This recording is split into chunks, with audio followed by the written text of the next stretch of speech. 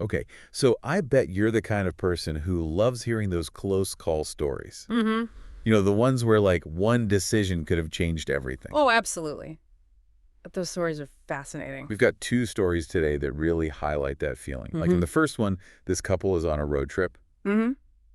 and they encounter a stranded motorist. Oh, I kind of like where this is going. Right. It's Oh, on a deserted highway, too. oh no. And this guy, he says his wife is hurt. But when the boyfriend goes to help, like things get really unsettling, really fast. Yeah, I can see how that could go south quickly.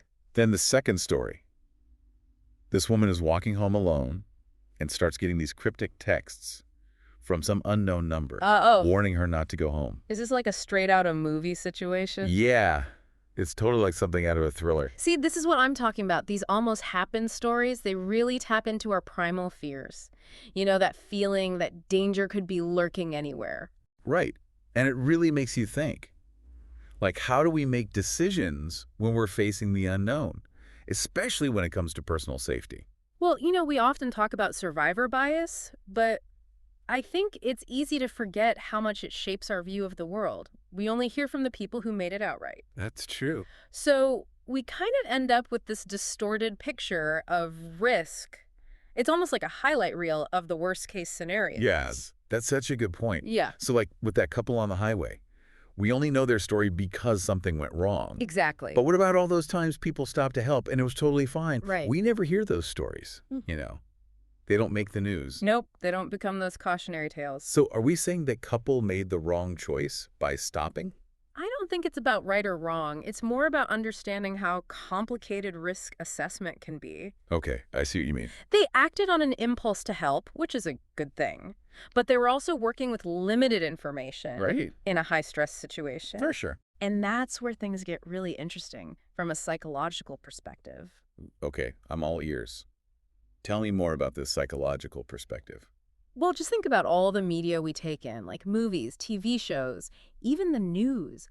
They often sensationalize danger, and that feeds into our own perception of risk. So true. We start to believe that every stranger is a potential threat.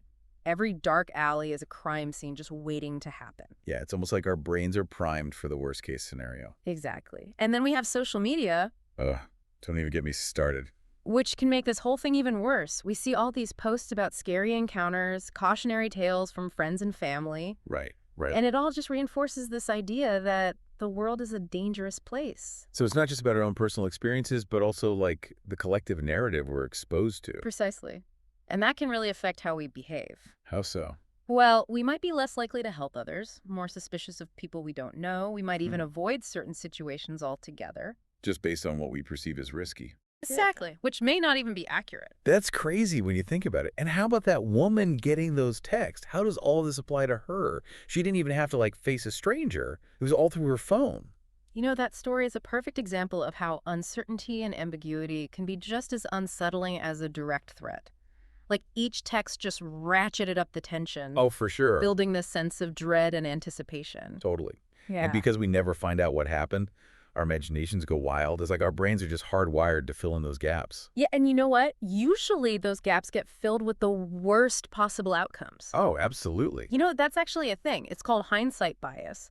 It's easy to look back and say, oh, she should listen to those texts. You know, they were clearly warning signs. Right, right. But in the moment, when you're actually experiencing that fear and uncertainty, it's not always so obvious. Oh, totally. Like in the heat of the moment, logic just flies out the window. Exactly. You're running on instinct, adrenaline, Yeah. maybe even a bit of denial. Absolutely. And hindsight bias makes us judge those decisions so harshly, even though we might have done the exact same thing in that situation. Yeah, that's true.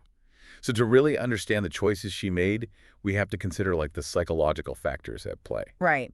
Okay, so break it down for me. What's going on in her mind as she's getting these messages? Okay, imagine this. You're walking home alone at night.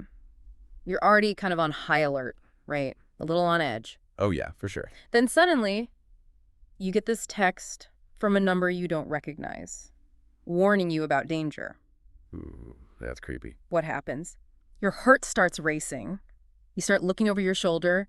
Your mind is going a mile a minute, trying to figure out the threat. I can like feel the adrenaline just thinking about it. Right. And in that state of heightened arousal, your brain is focused on one thing: survival, Gotcha. rational thought, it takes a backseat, you know?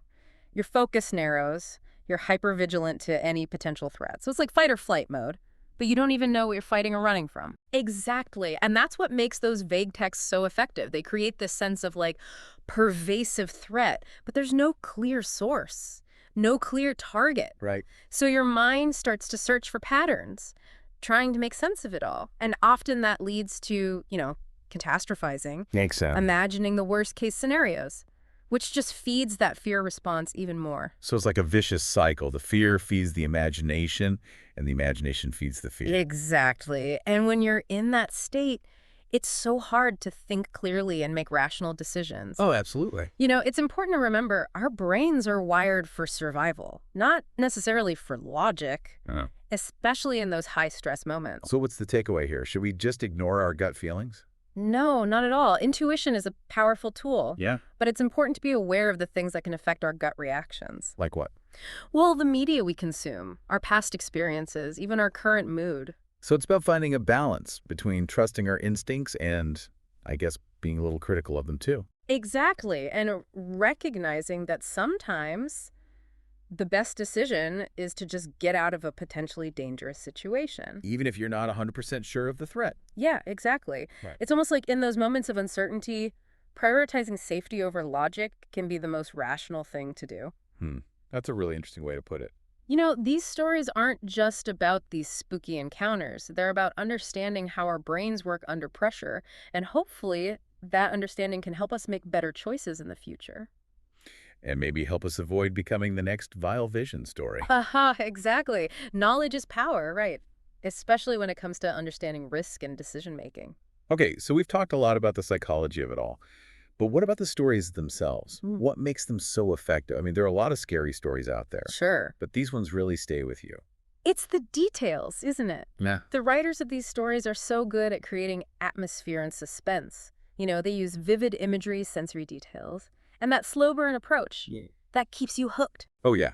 Like in that first story, that image of the deserted highway, the flickering lights of the car, the man's clothes are all torn up. It's so creepy. Right. Those details, they trigger our deepest fears. Mhm. Isolation, darkness, the unknown. They create this feeling of being vulnerable, trapped, which just cranks up the tension. Right. And then there's the pacing, the way the story unfolds, slowly revealing information, little by little, keeps us in suspense. It's like they're playing with our expectations, building up to something big that never actually happens. And that's what makes it so effective. That unresolved tension stays with us.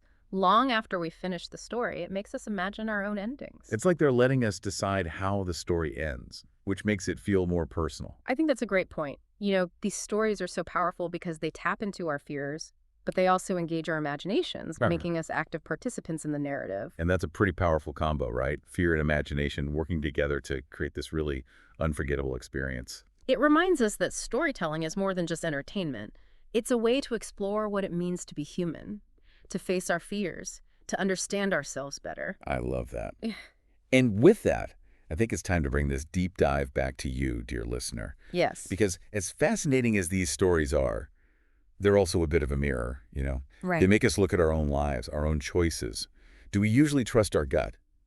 Or do we overthink every little decision, frozen by all the what-ifs? Yeah. Like, are we in control of our own destiny? Or is it all just random chance? It's interesting. These Vile Vision stories really highlight how much we rely on feeling safe. We walk down the street, we drive our cars, we talk to strangers, often without even thinking about it. That's true. But then you hear stories like this, and all of a sudden you're noticing every little thing. You're checking every shadow. It shakes us out of that sense of security. Yeah. It makes us realize that the line between our everyday lives and a Vile Vision moment can be really thin. So what are we supposed to do? Live in constant fear? Or just throw caution to the wind and hope for the best? I don't think it has to be either.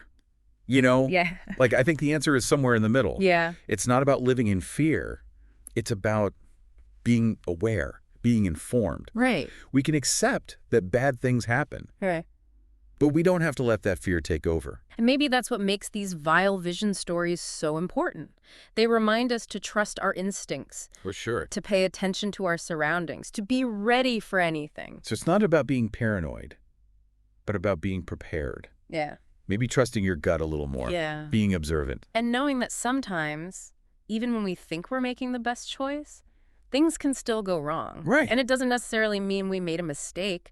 It just means that life can be unpredictable. You just never know what's going to happen. Right. But we can control how we react. Absolutely. How we learn from those experiences, our own experiences. Yeah. And the ones we hear about from others. And hey, maybe by listening to these close calls, we can make better choices in the future. I hope so. Or at least feel a little less alone when we're not sure what to do.